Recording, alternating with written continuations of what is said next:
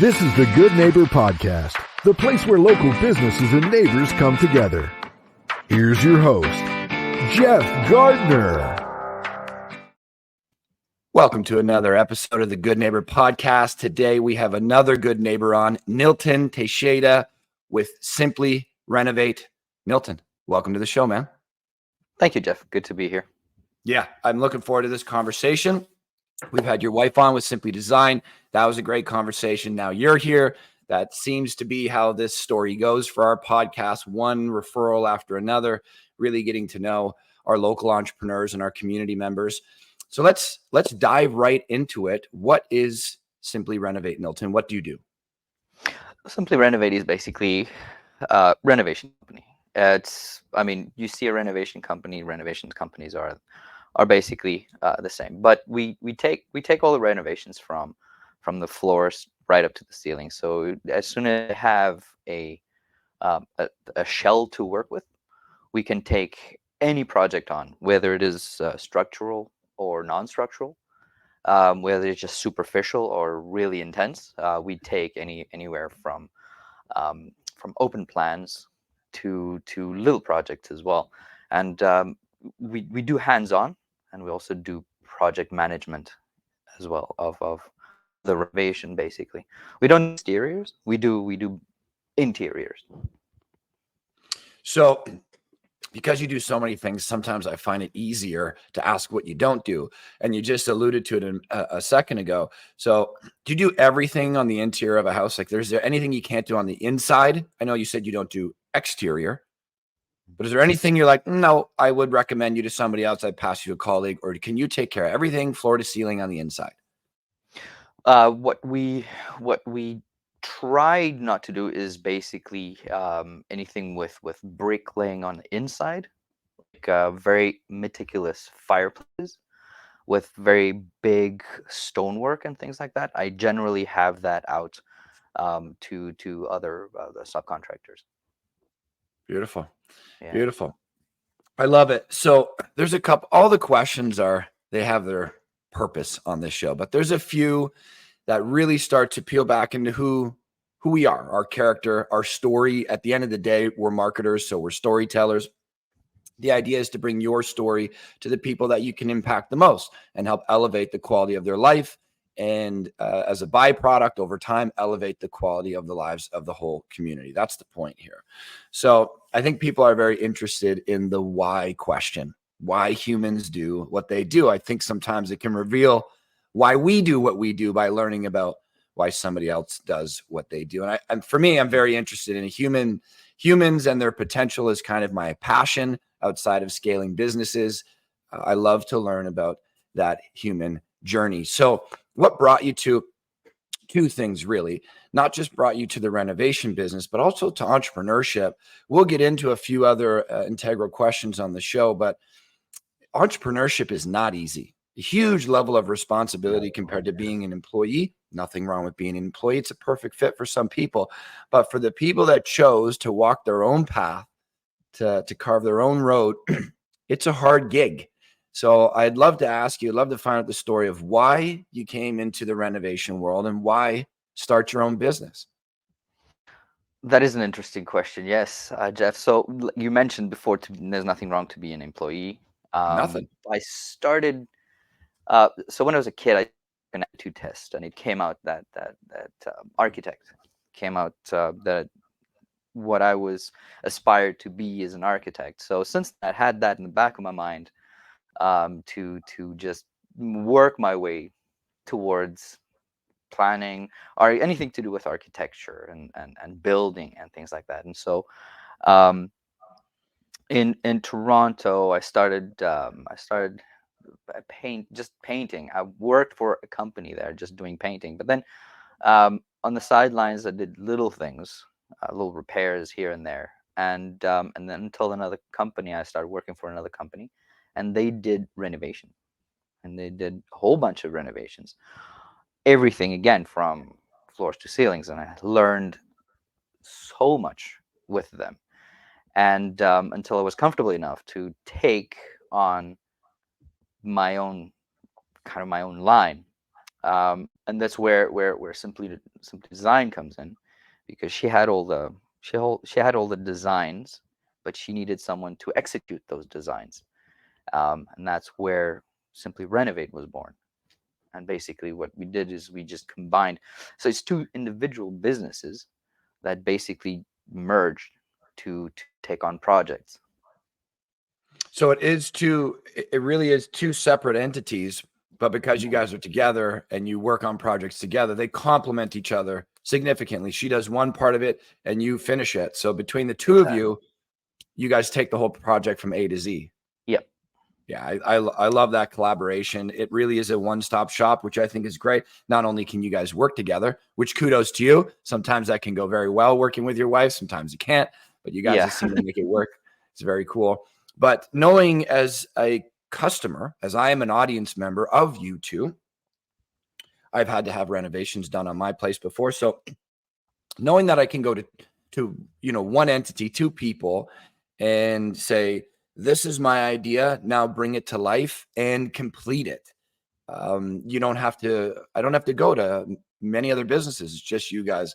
So I really do like that one and done. I have two people that I trust to bring this idea to life. I think that's a great thing, rather than you're here, you're here, you're here, you're here. As we know, it's the more people that are involved, the more cooks in the kitchen, the messier the kitchen Exactly. can Yeah. get sometimes. But what I mean, I'm curious. So I love that you said you were an employee for a good chunk of time and that you learned so much, because I really like that people can hear that, as especially some of our young listeners think at 20 they have to start running their own show.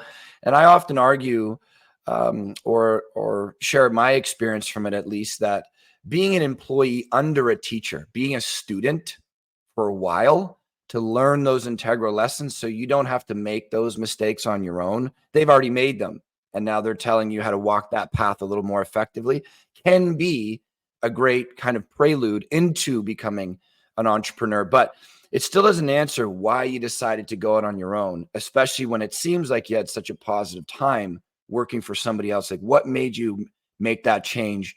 I now, because there's a lot of uncertainty with being an entrepreneur. There's tends to be more certainty, at least from the surface, of being an employee. It seems like you're in a good position.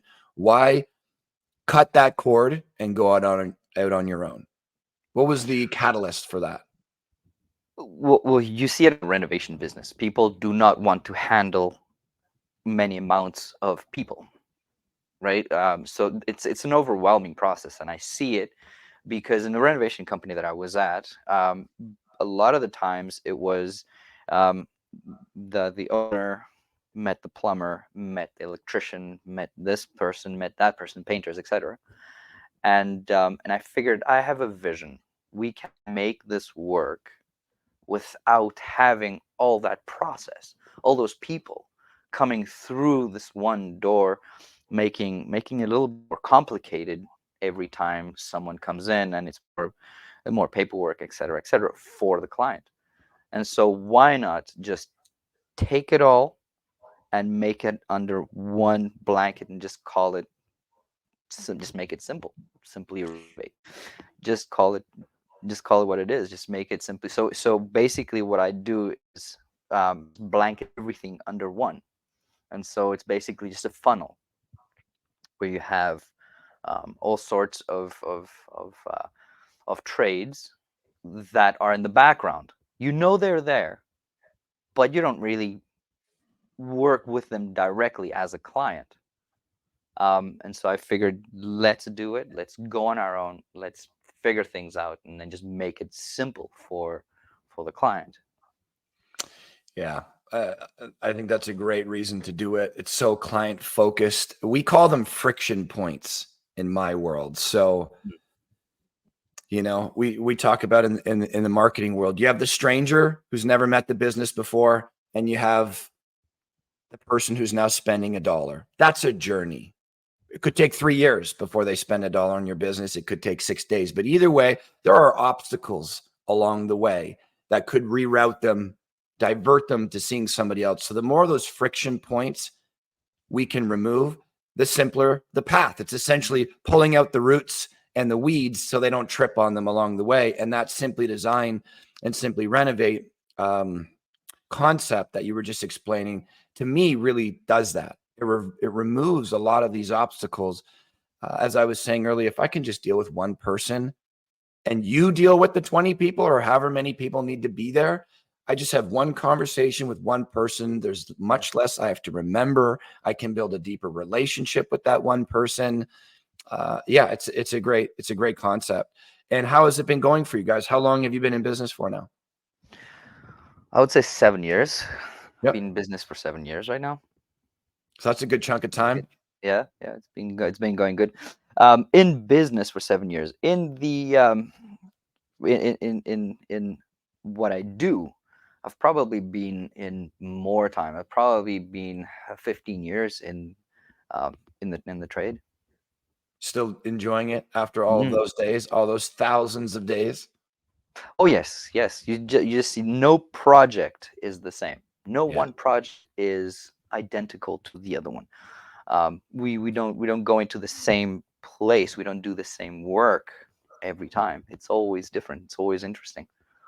There's something about that, with us humans, when we start doing the same thing over and over again, the monotony kicks in, and there is something about challenging the brain, right? That problem solving, especially for the builders of the world like yourself, architecture way back when you were much younger. There is something about solving this new problem, taking an idea and bringing it to life by your hands and your mind combined. That's just this is a very special place where the brain allows us to go and stay interested. It's very cool. I love that you do It's that, very man. fulfilling. Yeah, I love problem solving. I love problem solving. Yeah, no, it's something about it. I was actually just I like talking about the books on the show, some of the things that interest me. And I just finished Leonardo da Vinci's biography from Walter Isaacson. And what a curious guy, right? That I think that was the main driver of what he did in life, but it was answering this problem. It was this new discovery, this new adventure into painting, into anatomy, into the way the planet worked. He was just one problem after another. That kind of was his addiction. And look at what he did from it. So I get it. I get that problem solving can be very pleasurable on the mind, and we're learning and we're growing, getting better while we're creating a better space for other people. It's a great combination. Absolutely. So something that we really did get into on this show, and really in all the marketing that we do, whether it's the magazine, digital, podcast, whatever it may be, is quality education. Right now, it seems like we are in an age where there is a vast amount of information coming at us every day, even without searching. You go back 100 years ago, other than talking to your neighbor, it was hard to find any information. Now, I think what we struggle with is finding quality information. So we really like to pass on as much quality education to the audience so that, again, it can increase the quality of their life in some way. So we talk about myths and misconceptions. People out there right now have information in their head, which could be inaccurate about your business, about the renovation business, about the timeliness, the cost, the mess, the whatever. So you're the expert. What kind of myths or misconceptions can you clarify for us that are common in your world? Well, you touched on a few good points there. The budget and the time and all that stuff. I think that would be one of the most, I would say, concerns rather than misconceptions. I would say one of the most biggest concerns would be the budget and the time it takes for those projects to finish. So I'd call that number one. With proper planning, we can basically keep to schedule. So someone that is trained, someone that knows the process, he doesn't have to look in behind a wall to figure out there's something behind it. There are some surprises, of course. Some surprises, you look at something and it does not look right, and then we basically put what we call a buffer price on that, a buffer percentage, basically on our estimates, to say, okay, so if there's something behind that wall, it will take us X amount of days or X amount of time to figure out how to fix that.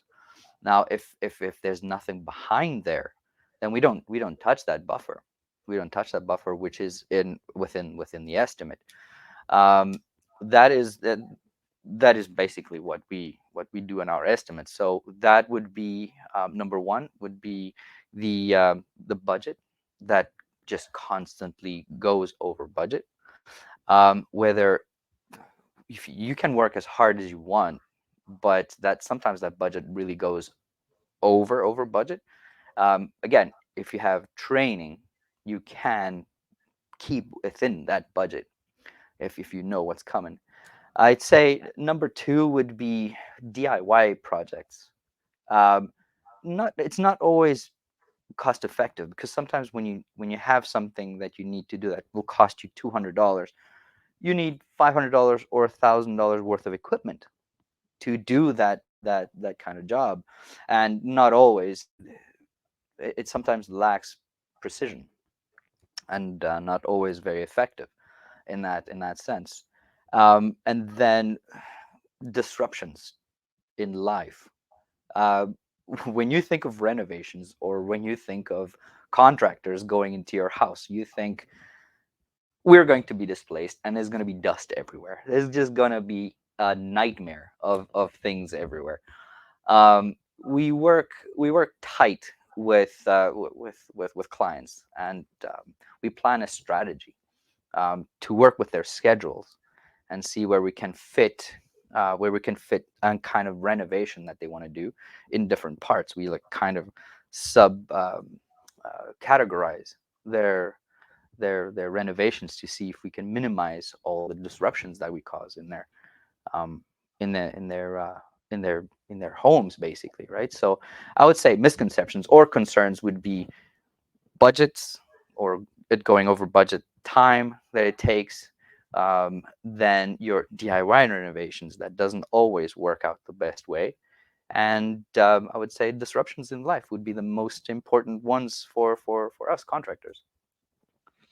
Yeah, I love those points, man, because it's such a common thing for people to think, if I do this myself, obviously I'm going to save money. Like that's like 1+1 in so many people's head. If I do this myself, I will save money. But in the reality of things, it's often not the case. So I give this example because everybody that comes on the show is an entrepreneur, an expert of something. And there's a high likelihood that I've either already used the products in your world or will use at some point, because they're all home-based services, anything from the front of the driveway to the end of the backyard and everything in between. So, I say to people, unless you really want to kind of itch that building or scratch that building itch that you have, I want to knock down this wall so I can learn, fine, go ahead. But if you want it done right, if your mindset is first, how do I save as much money as possible? And your answer to that is, I will do it on my own. Often not only incorrect, but very incorrect. And you're only considering the financial investment. What about the stress? What about the time? What about how much you displace yourself? If professional contractors have, in some sense, a displacement because you're tearing up an area of the home, so there will be some displacement. If they're professionals and it's happening, what is going to happen if you've never done this before? Also considering, what kind of trouble can you get yourself into? What if you hit a gas line or a water line? You didn't know that was there and you're just hammering away. So for me, it comes down to quality of life. There's a couple of things I consider when I'm making a decision like that. Quality of life means to me, the lower that I can keep my stress, the rest of my life is better. And I'm willing to pay for that. Two, am I really capable of taking this idea in my head and actually putting it into reality? The answer is mainly no for me. Second, to just know that I have the support of an expert who's done this hundreds of times before, meaning any unforeseen uncertainty that's behind a wall or in a roof or under a floor, I'm just not even going to tackle it. Now, that's me, but I like to put that out there, not simply to promote the guests on the show, but actually to walk the audience member through that potential experience. busting down your kitchen, if you have not done it before, is a Mount Everest of a job. And right now, a close buddy of mine that actually lives down the street, they are of that mindset. We will do it ourselves. They have a nice bathroom in the basement that's now 28, 29 years old. And they started jackhammering it almost 2 years ago. And yet it still stays jackhammered. That's it. There's no sink in there. There's no bathtub in there. And now the bathroom has been out of use for 2 years. And the amount of stress, there's still the plastic up. So that whole area is blocked off, not just the bathroom. And I say, maybe that bathroom would have cost you $5,000, $6,000, $7,000. And maybe for your money, doing it your own, you would have saved a couple of grand, but you haven't had a bathroom. And there's the 2 small children that live down there, 9 and 10. So I really hope people really weigh what the experience will be, not just money, as that seems to be a main driver of our decisions. I think they're missing the mark. So I'm really glad you brought that up. Budget, timeliness, displacements, organization, and then DIY. Great points. Okay. Pivoting to learn a little bit more about the person. We know a little bit more about why you do what you do, the pleasure you get from doing what you do, and how you've been doing it for ages, which I think is a testament. What do you do for fun, Nilton? Outside of business, as often people are like, I love my business. I think we're in a very rare space to enjoy our work so much, as it takes up such a large percentage of our life. Not everybody does. Some people just go to their work for a paycheck and don't like it. So I think that's quite a grateful place to be, a blessing in some sense. But when you're not working, what puts a smile on your face, man? What do you get up to? I have a lot of stuff. If I had more time in the day, I would be just engulfed in what I'd like to do. So I have I have a collection of Rubik's cubes, basically, because there's so many problems in one thing. It just goes and goes forever. It's not only the 3x3, the typical 3x3. I probably got 6 or 7 of the 3x3s, but I have 5x5s. I have 7x7s. I think my biggest one is a 13 by 13. So it's a cube that has 13 segments by 13 segments by 13 segments. So it's Huge. insanely complicated to get that one, but it gets my mind going, and it just goes and goes and goes. Other than that, I've got also, I build my own drones and I fly my own drones. I don't know if you've heard of FPV, first person What is it called? FPV. Yeah. FPV, first person view. So what it basically is, it's a drone that's equipped with a camera that sends you live image from the camera to your goggles. So you're basically sitting there, and it's almost like VR goggles. The only difference between VR and this is you make your own reality, basically, right? You just fly to the drone's perspective, and it's so much fun. I've got electronics background. Clearly. So I'm always tinkering with things. Robotics, 3D printers. I've got 4 3D printers that are constantly running, basic for the company, and also for my private things right now. So yeah, I keep myself very busy in my free time. So interesting, man. You are the first to say the Rubik's Cube and the drones. A couple of people enjoy 3D printers, now becoming more common to build something. But I really enjoy learning about practices that help me own my mind. I think my own mind and how I address emotions and my level of focus and attention that I can give to a particular experience in life really determines to a great degree the quality of my life. If my mind is chaotic and I can't focus on this conversation, I'm thinking about in the past, or I'm thinking about in the future, I'm really not enjoying the present. So when you start talking about that Rubik's Cube, although you are thinking, and in meditation, it's not thinking. I don't think we can ever stop thinking, but it's coming back to your one focus, whether that's your breath, whether that's counting. Do you look at meditation as something that can actually relax? Sorry, not meditation, but your Rubik's Cube as almost like a meditation. It relaxes the mind. You're not thinking about a building project. You're not thinking about bills. Like, do you find it re-energizing in a sense to sit there for an hour and just focus on nothing but this item. Oh, absolutely. Absolutely. Yeah. So it's almost like you look at the patterns, and you almost have to build a muscle memory to be able to get the next pattern sorted, right? Because it's a conjecture of just algorithms that you need to know off by heart to get to the final product, and everything else just disappears. Everything else just disappears, and you're sitting there so concentrated on the way, because sometimes when the bigger cubes, when they get complicated, that you need a lot of almost like memory to figure out where the next step is going to go, because if you miss one step, you have to kind of backtrack a few steps to see where that where that previous pattern was, so you can go on again. Oh, it's almost like, for some people it doesn't work, because you have to have a little bit of patience as well. I um, bet.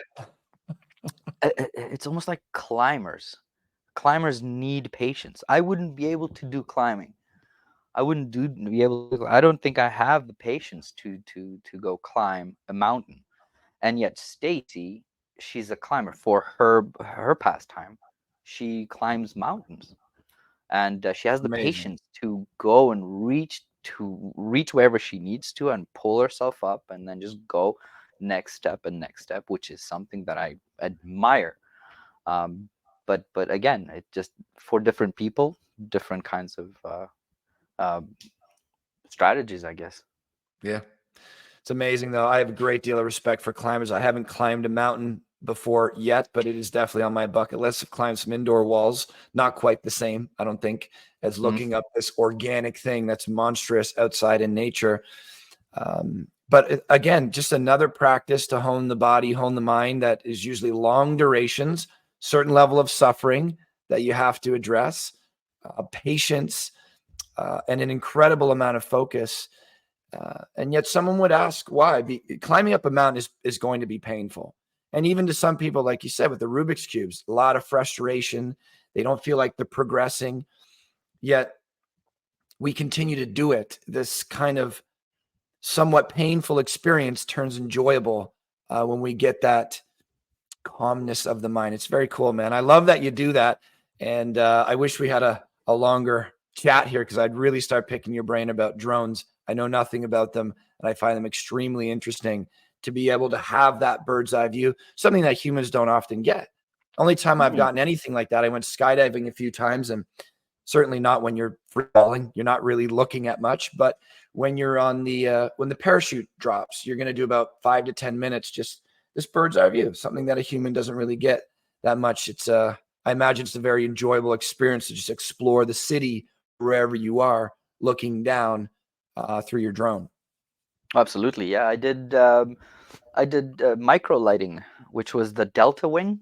I don't know if you know what the No, delta wing is. So it's basically, you sit in a pod that you have the the bar, and you have a delta wing above. All you do is just glide. It's basically just a glider with the. But then the difference with this one is it had a motor in behind there, and so we go about 2,000 feet in the air, and we just glide up there for hours. Well, an what an hour. experience that must be, right? It almost looks like you're sitting down, legs out. It almost looks like a bicycle or something like that. Yes, Yeah, exactly. and so it has its own motor. So you are essentially gliding, but also kind of flying. Yes, and you can turn off the motor. You can turn off the motor and just glide the rest of the way. And where do you do that, Nilton? Because that would be something I know I would love that. I did that in Namibia. I did that in Namibia. So it's bordering South Africa, just above South Africa. Okay. I wonder if they have something a little closer so that I Mm. don't have to go to Africa. But that must have been a hell of an experience, eh? Mm. Oh, it was beautiful. Absolutely beautiful. We went over the Okavango Delta, which was between Namibia, Zimbabwe, and Botswana. We flew over the hippos, and it was just amazing. Did you and Stacy both do that? No, that was before I met Stacy. What an experience, man. Well, you just added something to my bucket list because, yeah, just being up there, and looking down like that, it's amazing. So to pivot a little bit, we like to talk about hard things on this show. You've already talked about a few of them. A lot of the things, building a drone, not easy. Rubik's Cube, not easy. Tearing down a house and building it back up, being an entrepreneur. None of these things are easy.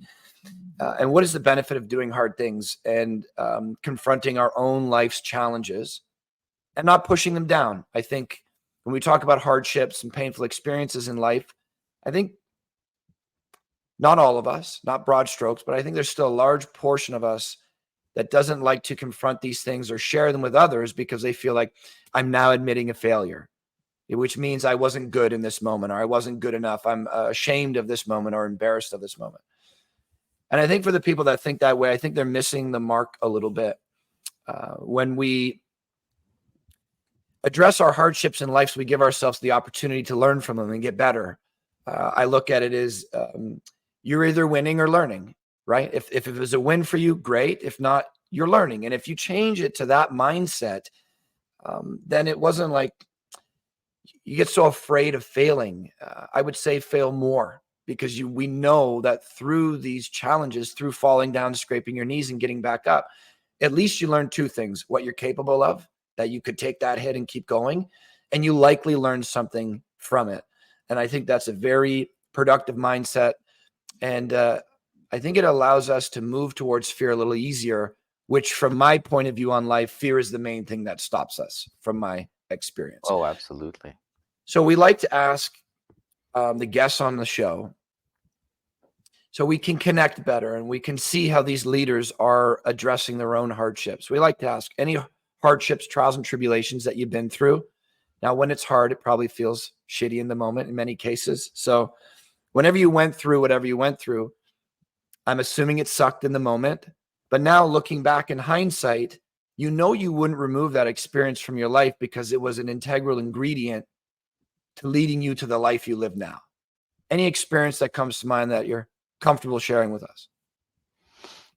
There are so many, Jeff. There are so many of them. There's so many of them. You got one or two that were integral? I'm going to quote Nelson Mandela. He says, one of the hardest decisions you'll have to make in life is choose whether to walk away or just try harder. One of the best quotes I've heard in a long time, basically. So I where I'm from, I'm born in Namibia, and education there is quite scarce. And so my parents sent me away when I was young, 12 years old, and I lived with foster families for a lot of the time. And when I was old enough to live in boarding schools. I lived in boarding schools for all of my youth, and until I was 20. And I wouldn't change that for the world.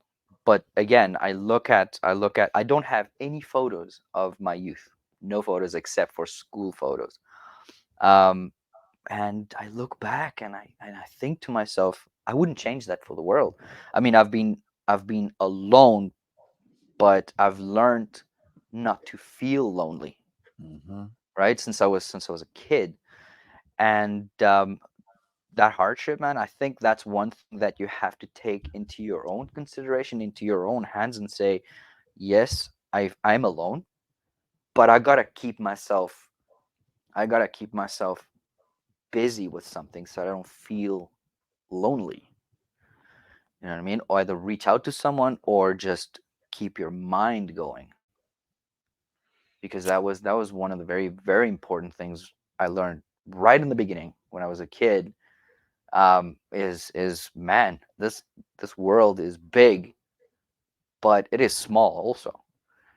So you got to make it what you have to fit it either in your hand or to live in it. Yeah, well said, man. Great quote from Nelson Mandela as well. It's amazing. how paradoxical life is. I think they nailed it when they had the yin and the yang, that ancient Eastern philosophy so long ago. You can't have the light without the dark. You can't have the dark without the light. And you said it's so big, but it is so small. And it's true. Being on our own, I think it grants us, if we choose to, an amazing opportunity to get to know ourselves. I remember one of my mentors said, he says, a great litmus test to find out how good you are with yourself is, how do you talk to yourself when you're by yourself? No one else around, no TV, no stimulation, just simply alone in your thoughts. Are you constantly talking shit to yourself the whole time? Is it all fear-based? Or are you kind to yourself? And I think if we put ourselves in some level of isolation, pulling ourselves away from the noise, people and all that, you grant yourself this incredible opportunity to really craft a great relationship with yourself. And I imagine that was something, a part of your process, is learn how to be on our own. And if you can entertain yourself and be comfortable with being on your own or with people, those are pretty much the only two settings that you're in. And some people out there refuse to be on their own because it's a scary thing. And you think about that for a second. This is the body and mind we've been given. One shot. That's it. Don't know how long it's going to be. And it's so uncomfortable to be on your own that you have to be with people all the time, that fear of missing out, rather than just enjoying your own company. I imagine that was, as you've already alluded to, an integral experience to enjoying your life as you do now. That's a pretty cool thing, man. So remind me, I don't know if you just said it. When did you come to North America? In 2014, April. 2014. Man, you've traveled the world. That's a pretty cool thing. It's a rare thing. I appreciate you sharing that with us, man. That's a great story. And I think it's a great point for all of us to really hear is, if you find yourself alone, it's not the end of the world. And maybe a blessing. It may be a great opportunity to find out more of who you are, because sometimes we need that silence to really figure out who we are. Absolutely. Yeah. I like that, man. Okay. Back to business. For the listeners right now, all the things that you know about your business, if you could distill it down into one or two really important things that you wish they knew about Simply Renovate, what would it be? One or two things. Okay. So we don't concentrate on renovations in themselves. I'm gonna change a little bit things over Okay. here, because if you hear a renovation company, you know exactly what they do. Um, we know exactly what a renovation company does. But outside of that renovation company, what is it that we do? Well, I've had requests for people that aren't home. They sometimes go away for a few days. We take care of their pets. We feed them. We clean up after them. We take them on walks. Dogs, we take them on walks. And just the other day, I think it was last week, we took apart a piano. We took apart I think it was 100-year-old piano that someone wanted to change into almost like a bar setting.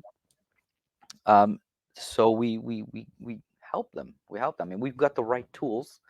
Let's give them a hand. And also watering plants. I mean, the clients aren't home. They sometimes go away for longer periods of time. We have a schedule. On the schedule, we also add to take care of their home. Not only do the renovations, but we also take care of their home. Yeah. So well above and beyond just typical, let's come in, demo, clean it up, get out. You're building pretty strong relationships with these people where you're willing to go as far as, care for their loved ones in the form of animals, or take care of their house for a little bit while they're away. Absolutely. I think that's a testament to, simply the relationships that you're wanting to build with your clients. It's very cool, man. So my secret question, I don't know if you looked at the questionnaire, but I leave this one out intentionally. We like, as I think you can already tell, we like going a little bit deeper than let's just talk about your products and services. It's really to get to know more about us, the human being. What is, some important questions about life, and how do they mix well with business? Everything that you've answered has connected back to who you are and why you do what you do. And I love that connection, as we typically don't just do things for no reason. It's often we are who we are, and we reach for the things that we want, and there's some common threads between them. So I talk about only a few things in life in general. Most of them come up on the show is entrepreneurship, big one, purpose, impact, mentorship, health and fitness, the mind. All of those things are important to me. So this question is about impact. And I like to preface it by sharing that I'm very lucky to have the mentors that I've had in my life. They've helped me carve a path I never thought I would live. And one of them came into my life in my early 20s when I was floundering, didn't know where I was going. She kind of equated it to like a feather in the wind, just life blowing you all over the place, no direction. And she encouraged me to think about my impact as a human being. She's like, basically, you were born one day, you're stamped with an end date, you don't know when it is. What do you want your impact to be on this planet, on your community, your family, you choose? But she encouraged me to think of what has been your impact up until this point. You're 23. I didn't think about impact up to that point. I was just doing, not really intentional. What do you want your impact to be for each day? Because you don't know if you're going to be here tomorrow.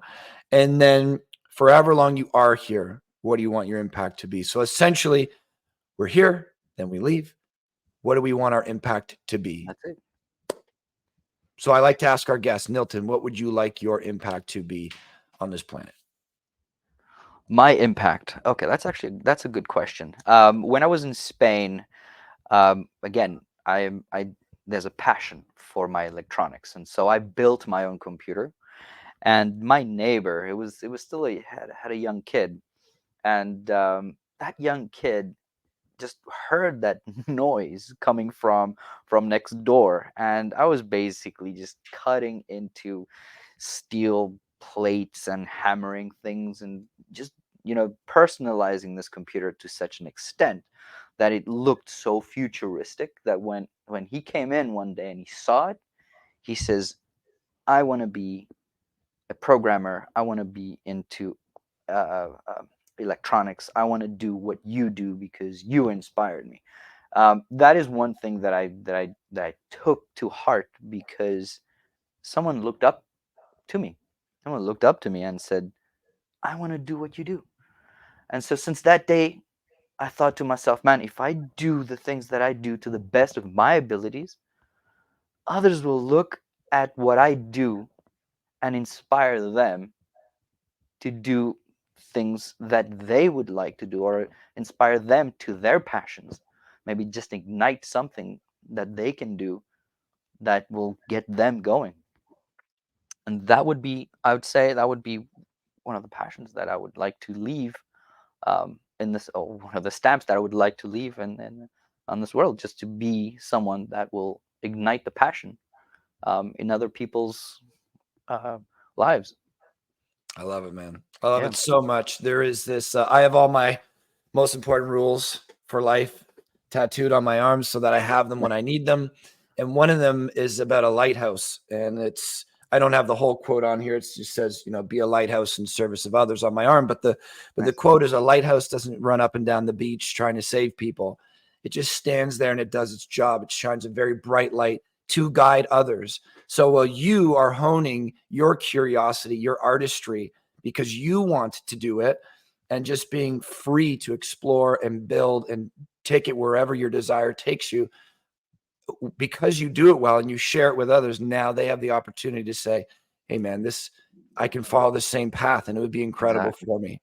And that is the truest, most purest form of mentorship to me. Is it's not necessarily my focus isn't to train other people, but indirectly from really being free to explore whatever I want to explore and sharing that with other people, you will indirectly impact so many people just by being this free spirit, not hemming ourselves in to this societal framework, but just simply, like we talked about Leonardo da Vinci, perfect example. That guy let his curiosity drive him, and he's been basically mentoring and impacting people for 600 years. I love that, man. I think that's a phenomenal impact. And I love how much you allow your curiosity to drive you and to learn about those things on the show, the Rubik's Cube, you almost sound like an engineer. And I there's don't know if I don't know if you can see all the electronics, all the electronic I love it, man. design in the tattoo. Your passion inked right on your arm. We got a lot of things in common, Nilton. It's very cool, man. Yeah, that's a beautiful way to live life, I think. How can people find out about you? What's the best way to connect? We keep it simple. So if you want to simply renovate, just look us up, Simply Renovate. We're on the internet. We are on the 3 best rated also. So if you look up 3bestrated.com, and you go into design and renovation team, we're there. I think it is the 5th year in a row or the 4th year in a row right now. So just keep it simple. You just want to simply renovate. You don't want to deal with all the hassles that come in behind, or anything that goes in to possibly work with so many people. Just keep it simple. Contact Simply Renovate. Beautiful. So do you guys have a Simply Renovate and Simply Design website, 2 separate? It's under one website, but you can find both websites. Well, so it's under one website, but it's subcategorized into the 2. Right. Yeah. And is there one general phone number on there? One general email? Yes. It doesn't matter which email you use. It will come either to myself or Stacy. Beautiful. Best way, Google you guys, Simply Renovate, Simply Design, call them, email them, and they can learn more on your website. Nilton, it's been a pleasure, man. I really enjoyed speaking to Stacy. I've talked to Stacy before. I've seen what she's done. But you are brand new to me, and it was really it was really awesome. It was a pleasure to peel back the curtain a little bit into your life. You live a very interesting life. A lot of those things I line up with as well, and it was just great chatting with you, man. Absolutely. Thank you, Jeff. It's been a pleasure. Perfect, man. You enjoy the day. Thank you. You as well. Thank you for listening to the Good Neighbor Podcast Midhurst. To nominate your favorite local businesses to be featured on the show, go to gnpmidhurst.com. That's gnpmidhurst.com, or call 705-413-3775.